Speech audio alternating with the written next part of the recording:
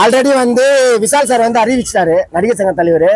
இதை வந்து விழா வந்து பயங்கர கிராண்டா பண்ணலாம்னு சொல்லிட்டு அறிவிச்சிருக்காரு. ஆனா ஒரே ஒரு கோரிக்கை வைக்கிறேன், விஷால் சார் ரஜினி ரசிகர் சார்பாக எல்லாருக்கும் நோட்டீஸ் வைங்க. ஆனா இந்த ஜோசப் விஜய்க்கு மட்டும் வைக்காதீங்க. ஏன்னா அவருக்கு வைக்காதீங்க. இது நடிகர் எங்க தலைவர் ரஜினி சார்பாக உங்க நன்றி கெஞ்சி கேட்டுக்கிறேன். ஜோசப் விஜய்க்கு நோட்டீஸே வைக்காதீங்க. அவர் வந்து வாழ்த்துவ தேவையில்ல, ஒரு புண்ணாக்க புரிய தேவையில்ல. அவர் எதுவுமே பண்ண தேவையில்ல.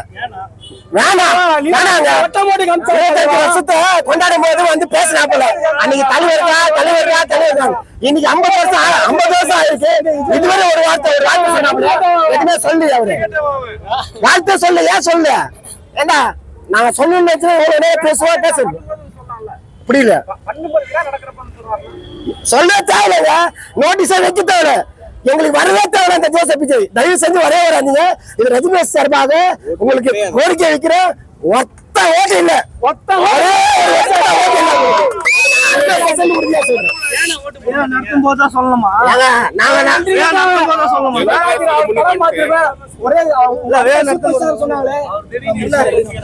அடுத்த சூப்பர் ஸ்டார் சொன்னாங்க சொல்றாங்க.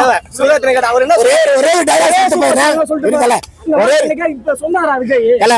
டைலாக் சொல்லிடுறேன். தலைவர் படம் வந்தது கூலி, தலைவரே இல்லைன்னா தமிழ் சினிமாவே காலி.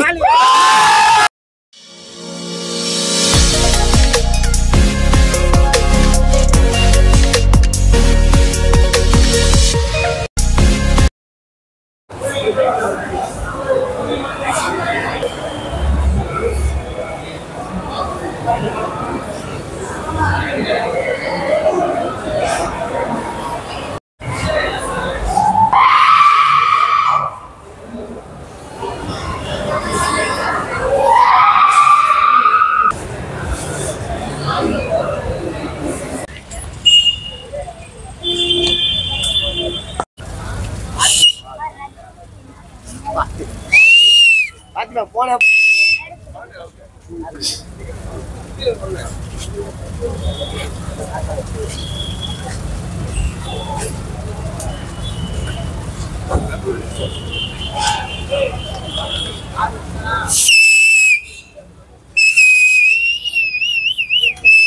சைடு வந்துடுறா மறைச்சிடாத.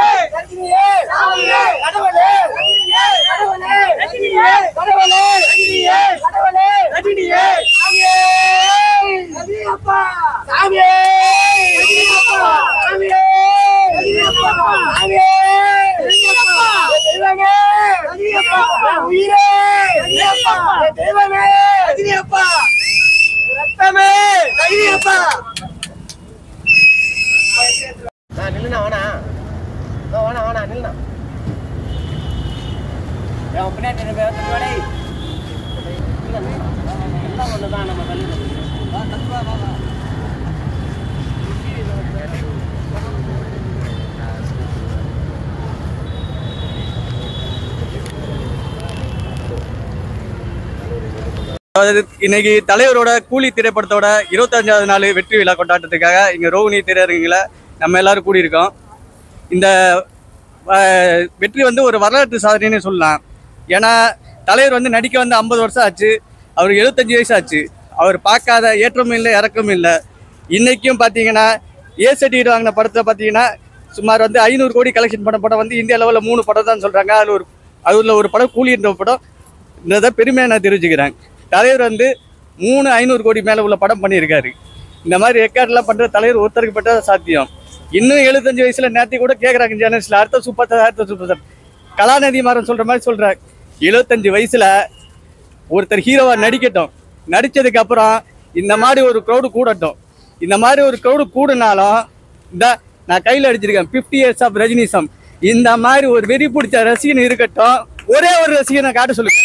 காட்டிட்டாங்கன்னா நாங்களே கொடுத்துடலாம்ப்பா, அடுத்த சூப்பர் ஸ்டாரு அவங்க தான் சொல்லி நாங்களே கொடுத்துடலாம். சும்மா வந்துட்டு நான் தான் சூப்பர் ஸ்டார்னு சொல்லக்கூடாது, யாரும் கேட்கவும் கூடாது. என்னைக்குமே ஒரே ஒரு சூப்பர் ஸ்டார் தான், அது வந்து தலைவர் ஒருத்தர் மட்டும்தான்.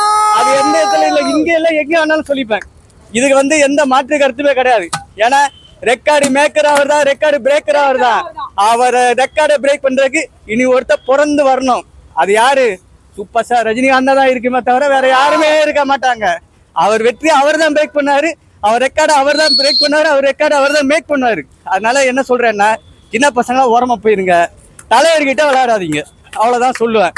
அது மாதிரி சொல்றீங்க, அவர் வருவாரா இவர் வருவாராரு. ஏன்பா அவர் வந்தா என்ன வரலன்னா என்ன, உன் கொள்கை என்ன கோட்பாடு என்ன சொல்லிட்டு போயிட்டே இரு.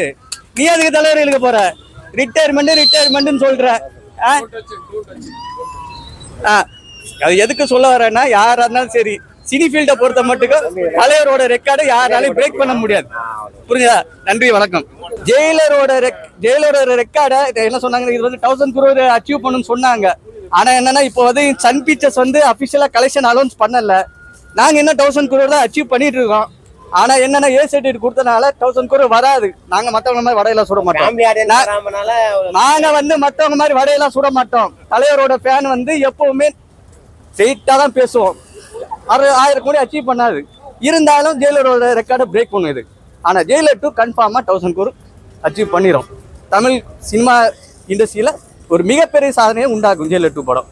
அது எந்த ஒரு மாற்று கருத்துமே கிடையாது.